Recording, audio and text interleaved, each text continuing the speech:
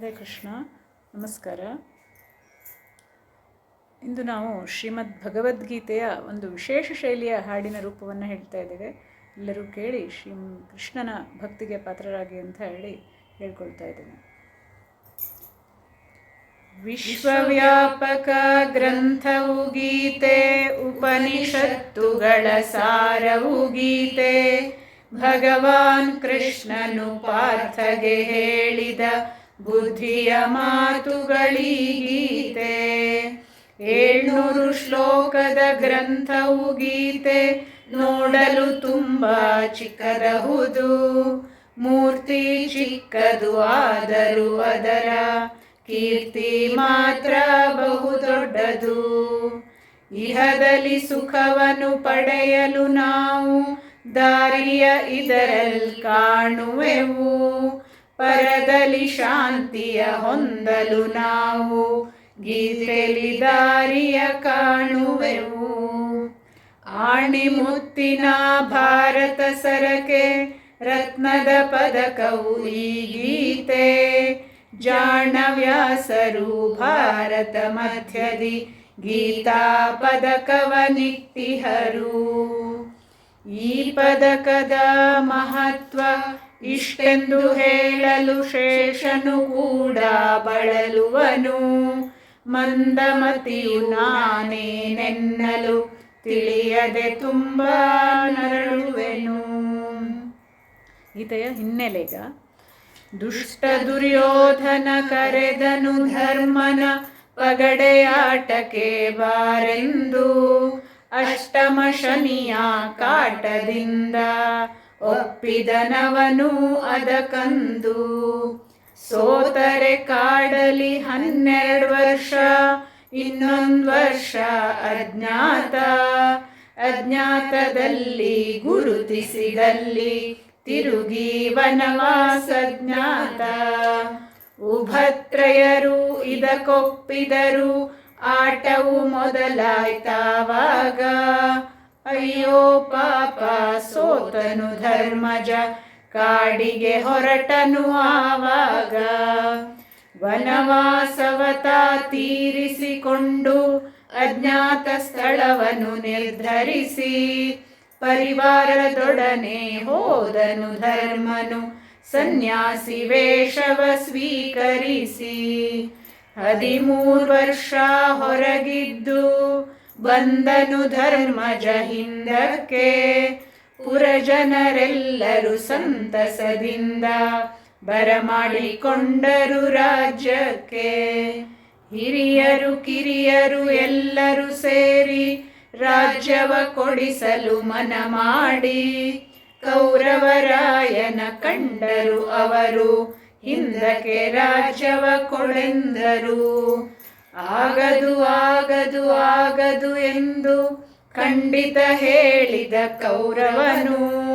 ಕ್ಷತ್ರಿಯರಾದರೆ ಯುದ್ಧವ ಮಾಡಲಿ ಪಡೆಯಲಿ ಎಂದನು ಕೌರವನು. ಯುದ್ಧವು ಬೇಡ ಬೇಡೆಂದು ಭೀಷ್ಮ ದ್ರೋಣರು ಹೇಳಿದರು. ಆಗದು ಆಗದು ಆಗದು ಎಂದು ತಿರುಗಿ ಕೌರವ ಹೇಳಿದನು. ಯುದ್ಧವು ತುಂಬಾ ಹಾನಿಕರ, ಸೋಲು ಗೆಲುವು ಸ್ಥಿರವಲ್ಲ. ಯುದ್ಧದಿ ಸಾಯ್ವರು ಬಹುಜನರು, ರಕುತದ ಕಾಲುವೆ ಹರಿಯುವುದು. ಕ್ಷಾಮಡಾಮರವಾಗುವುದು, ರೋಗ ರುಜಿನವು ಕಾಡುವುದು. ಯುದ್ಧವು ಬೇಡ ಬೇಡೆಂದು ಪುನಃ ಹೇಳಿದರವರಿಬ್ಬರು. ಕೃಷ್ಣನು ಕೂಡ ಅಲ್ಲಿಗೆ ಬಂದು ಬುದ್ಧಿಯ ಹೇಳಿದ ಕೌರವಗೆ. ದುಷ್ಟ ಕೌರವನಾದರೂ ತಾನು ಕಿವಿಯೇ ಕೊಡಲಿಲ್ಲ ಆ ಮಾತಿಗೆ. ಯುದ್ಧವ ಮಾಡಲೇಬೇಕಾಯ್ತು, ಬೇರೆ ದಾರಿ ಇಲ್ಲವಾಯ್ತು. ಸಿದ್ಧತೆಗಾಗಿ ಎದ್ದಿದ್ದ ಪಾರ್ಥಗೆ ಅಗ್ರಜನಪ್ಪಣೆ ಬೇಕಾಯಿತು. ಕಮಲ ನೇತ್ರನ ಕಾಣಲು ಹೋಗು, ಅಮಿತ ಸಹಾಯವಾಗುವುದು.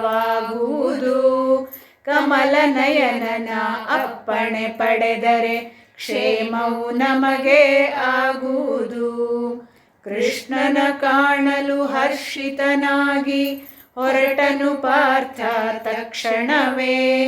ದುಷ್ಟ ಕೌರವ ಇದನ್ನು ಕೇಳಿ ತಾನು ಹೊರಟನು ಆ ಕ್ಷಣವೇ. ಮಾಯಾ ಮಾಧವ ಮೊದಲೇ ತಿಳಿದು ನಿದ್ರಿಸಿದಂತೆ ನಟಿಸಿದನು. ಜಗದೇಕ ವೀರನು ಅಲ್ಲಿಗೆ ಬಂದು ಪಾದದ ಬಳಿಯಲ್ಲಿ ಕೂತಿದ್ದನು. ಪಾದದ ಬಳಿಯಲ್ಲಿ ಕೂಡ್ರುವುದೆಂದಿಗೂ ಅರಸಗೆ ಸರಿಯಲ್ಲಂದೇಳಿ ಕೌರವರಾಯನು ಬಂದವನು ಕೂತನು ಕೃಷ್ಣನ ತಲೆಯ ಬಳಿ. ನಿದ್ದೆಯಿಂದ ಎದ್ದವನಂತೆ ಕೃಷ್ಣನು ತನ್ನಯ ಮೈ ಮುರಿದು ಪಾದದ ಬಳಿಯಲ್ಲಿ ಕೂತಿದ್ದ ಪಾರ್ಥನ ಕಂಡನು ತಾನು ಕಣ್ತೆರೆದು. ಪಾಂಡವರೆಲ್ಲರ ಯೋಗಕ್ಷೇಮವ ಕೇಳಿದ ಕೃಷ್ಣನು ಹರ್ಷದಲ್ಲಿ ಕಂಡನು ನಂತರ ಕೌರವನ ಬರಲು ಕಾರಣ ಕೇಳಿದನು. ಅರಸರು ತಾವು ಬಹುದೂರ ಬಂದಿರಿ, ಕಾರಣವೇನೋ ಗೊತ್ತಿಲ್ಲ. ಕರೆ ಕಳಿಸಿದ್ದರೆ ಇಲ್ಲಿಗೆ ನೀವು, ನಾವೇ ಅಲ್ಲಿಗೆ ಬರುತ್ತಿದ್ದೆವು. ಕೌರವ ತನ್ನಯ ಬರುವಿಕೆಗೆ ಕಾರಣ ಹೇಳಿದನಾತುರದಿ. ಇದ ಕೇಳಿದ ಶ್ರೀಕೃಷ್ಣನು ತನ್ನಯ ಮನವನ್ನು ತಿಳಿಸಿದ ಗಂಭೀರದಿ. ಇದನ್ನು ಕೇಳಿದ ಕೌರವರಾಯನು ಕೋರಿದ ರಾಮನ ಸೈನ್ಯವನು, ಬಲರಾಮನ ಸೈನ್ಯವನು. ಪಾರ್ಥನ ಪ್ರಾರ್ಥನೆಗನುಗುಣವಾಗಿ ಸೇರಿದ ಕೃಷ್ಣನು ಧರ್ಮನನು, ಸೇರಿದ ಕೃಷ್ಣನು ಧರ್ಮನನು. ಈರ್ವರು ಬಂದರು ಹಿಂದಕ್ಕೆ, ಸೇನಾ ವ್ಯೂಹವ ರಚಿಸಿದರು.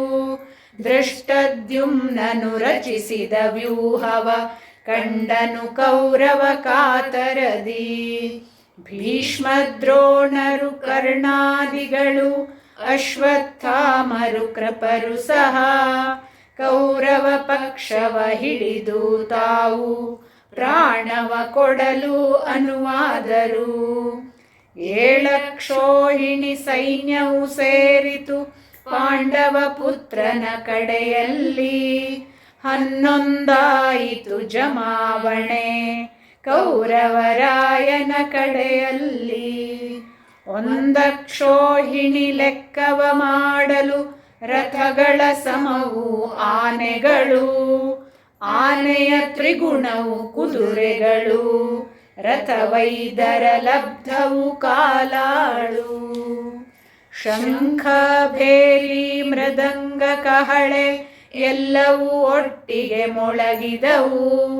ಪಾಂಚಜನ್ಯವು ದೇವದತ್ತವು ಪೌಂಡ್ರಕವೂ ಸಹ ಗುಡುಗಿದವು. ಪೌಂಡ್ರಕವೂ ಸಹ ಗುಡುಗಿದವು. ಪೌಂಡ್ರಕವೂ ಸಹ ಗುಡುಗಿದವು. ಶ್ರೀಕೃಷ್ಣ ಅರ್ಪಣಮಸ್ತು.